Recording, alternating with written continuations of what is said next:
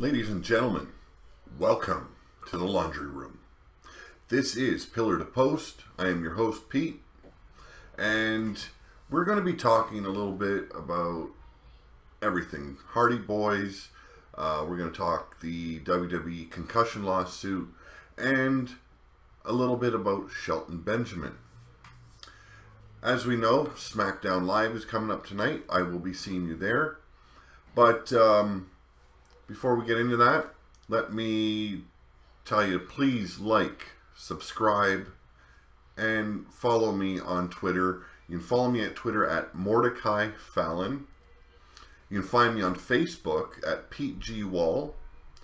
And you can find my fantasy fiction novel, Dragon's Kin, at Amazon or CreateSpace, or you can order directly from me. And to do that, you can leave a comment here. I can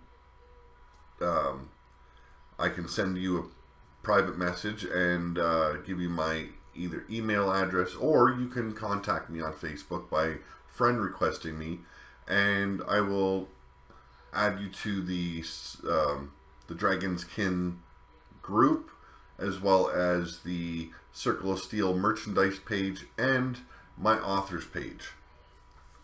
Now, as I was discussing in one of my other videos, I titled it "The Hardy Boys Win the Ring of Honor Tag Titles." Sorry for the stuttering. I got a really dry mouth and I'm feeling like crap. So, as I discussed on that video, they won the titles. And they did sign a contract. Now, during that video, I stated that it most likely was a short-term contract, because rumors has it that the Hardy Boys will be coming to WWE. They are still in talks with WWE. Recent reports state that both Hardys are going through the medical process, and it basically all falls on that right now. How the brothers are going to come out of the medical testing, and contract negotiations are still in works, as well as in pricing, like how much they're going to get paid, blah, blah, blah. So, are they going to stick with Ring of Honor long term? No, I don't believe they will. Like I stated in that prior video, that I believe they are going to be either at WrestleMania or the following Raw. Because as we all know, they've got that big pay-per-view with Ring of Honor coming up, and it will be in Orlando, or close to it anyway. I don't follow Ring of Honor much anymore. A lot of my favorite stars have moved on, so I haven't really followed them for a while. Now, more Hardy news, and it would be based solely on Matt Hardy and the issues with the broken Hardy name. And this is from Brendan Wall. And it is from, I believe, Cageside Seats or Wrestling News. Either one of those sites. Matt Hardy recently filed, as of last week.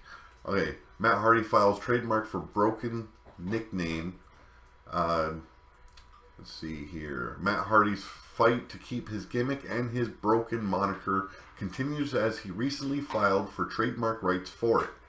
According to the United States Patent and Trademark Office, the wrestler filed for a trademark last week on Broken Matt Hardy for entertainment services, namely wrestling exhibits and performances by a professional wrestler and entertainer. Impact Wrestling claims that they own all rights to the broken gimmick, though, and that it will stop Matt from owning the rights to it. Also, I did a video stating that Impact Wrestling has stated the tag team champions had been dropped by the Hardy Boys and now have been returned to Impact Wrestling. If you follow Matt Hardy on Twitter, you will come to find out that he says they still have the tag team titles of Impact. And whoever has the titles currently on Impact must have the children's replica titles.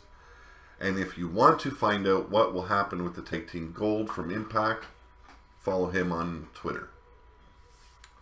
I think it's a good storyline. I really do. I was really hoping he would do something with these titles. I'm glad to hear that he hasn't given them up. So I'm going to be following Matt Hardy on Twitter to find out what happens with these titles. I really hope that they really play this up, really use those titles to make a bigger name for themselves and make a bigger storyline behind their current gimmick. The concussion lawsuit update. As many of you may know, the concussion lawsuit against the WWE by several former wrestlers is still ongoing and hasn't really gained any traction one way or the other. PW Insider is reporting, however, that now though that a judge would issue a ruling on this whole situation on March the 9th. So, if you're interested to find out what's going on with the concussion lawsuit, I guess March 9th is the day to look forward to. Not big news, but it is some news. Shelton Benjiman has been hinting on Twitter about his possible upcoming return to WWE. And this is the article. Shelton Benjiman was all set to return just after the WWE draft began last year, but unfortunately during the routine medical checkup, doctors discovered that he had a torn rotator cuff and would require surgery, which would keep him out of action for quite some time. However, things are looking up. There ain't no stopping Shelton, as he recently posted his doctor's advice on Twitter. If you can bench 300 pounds by April, then he could return. And he posted a video along with this about him benching 300 pounds. And he basically states, I'm already doing it. So, can we look forward to a return from Shelton Benjiman shortly? I really hope so. This guy was entertaining. This guy had fucking skills coming out the asshole. If you ever seen a ladder match or a TLC match with Shelton Benjiman involved, the guy is phenomenal. He will do wonders for either SmackDown or Raw.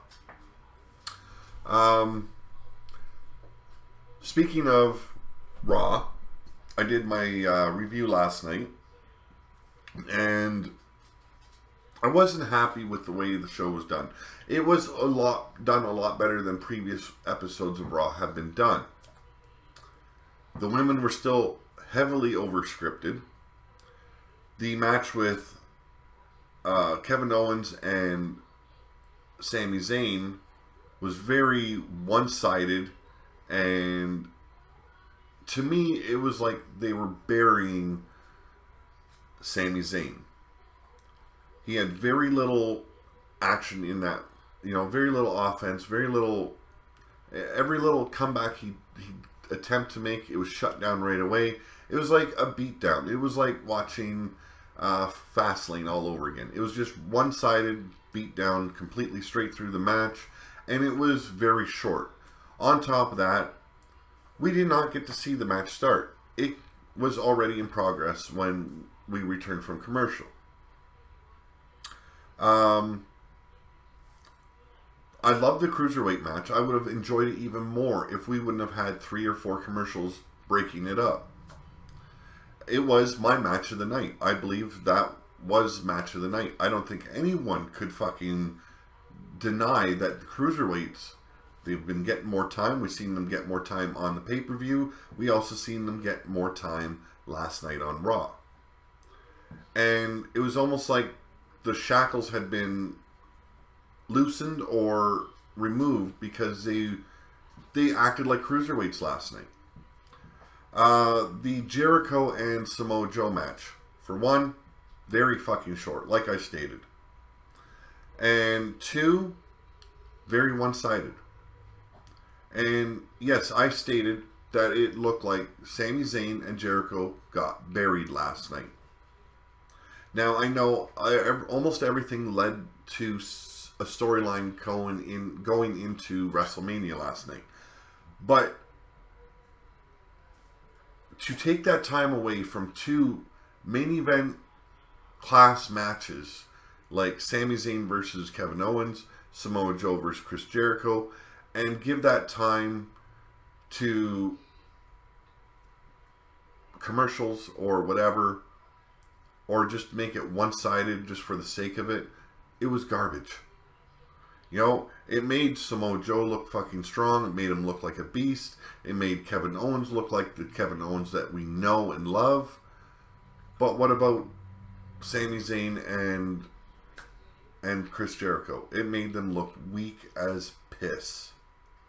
So those were my major issues with Raw last night.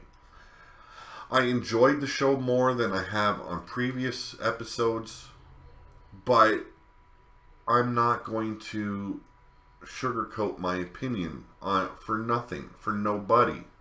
So I will see you after SmackDown tonight. Please hit that like, subscribe button if you haven't already. I am trying to build up a brand here. I am trying to reach more viewers. And follow me on Twitter at Mordecai Fallon and Facebook at PG Wall.